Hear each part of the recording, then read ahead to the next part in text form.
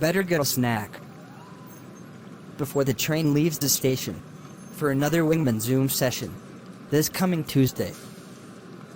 This week we highlight Jim W. and Bob L. with helicopters in Vietnam. Jim and Bob in Vietnam.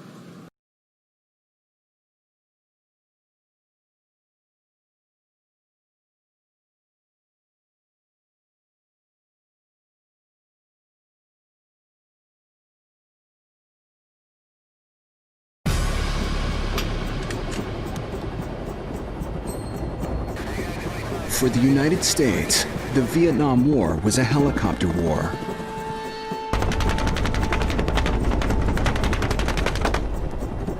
Vietnam was a very different war from anything that we had fought in the past. In Vietnam, it was the place where we first started using helicopters primarily as instruments of war.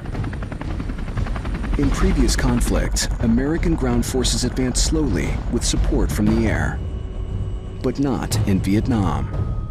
Instead, helicopters dropped soldiers quickly into battle and then pulled them out when the fighting ceased. The helicopter really freed the infantry from war proceeding at the pace of a man walking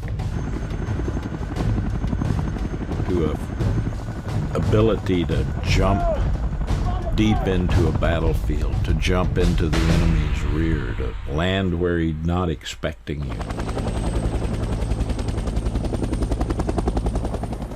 Before, they were used to evacuate wounded, but here in Vietnam, we started using them to transport soldiers into battle.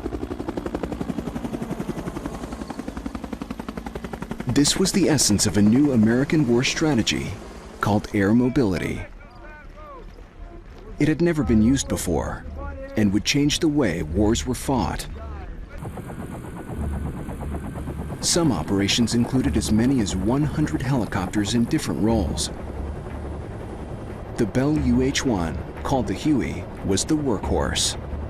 The helicopter was our lifesaver because it could take us to places that it would take us days to walk to. We loved to fly the helicopters.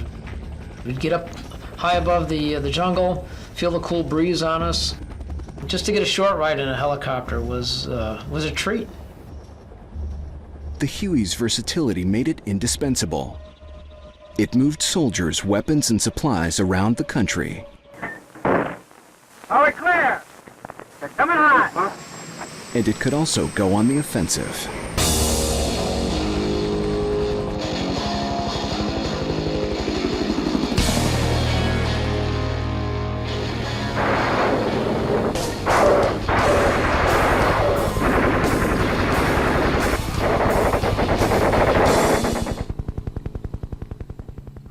Bob Cluwell flew Hueys into Laos. It takes a lot of focus.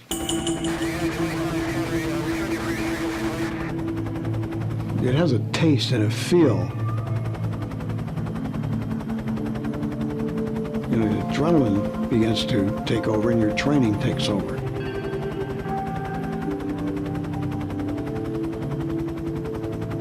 Time slows down a little bit. You know, it's like you begin to see the revolutions of the helicopter blades. We received automatic weapons fire from the tree line on either side of the smoke over. A new kind of helicopter, the AH-1 Cobra, made its debut in Vietnam. The Cobra was designed to attack. Thinner and quicker than the Huey, it was equipped with a powerful arsenal of missiles, rockets, grenades, and machine guns. Okay, we just took fire coming over there. The Cobra could maneuver at low altitudes and defend ground troops with more precision than fixed-wing airplanes. Roger that. Okay, good shoot. Larger and sturdier helicopters like the CH-47 Chinook moved heavier loads. We used the helicopters to bring in artillery pieces.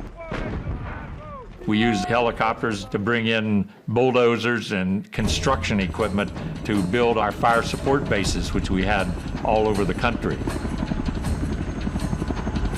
We learned an awful lot about air mobile operations as a result of our experiences in Vietnam. And we suddenly were becoming aware that the possibility of using helicopters in land warfare was staggering.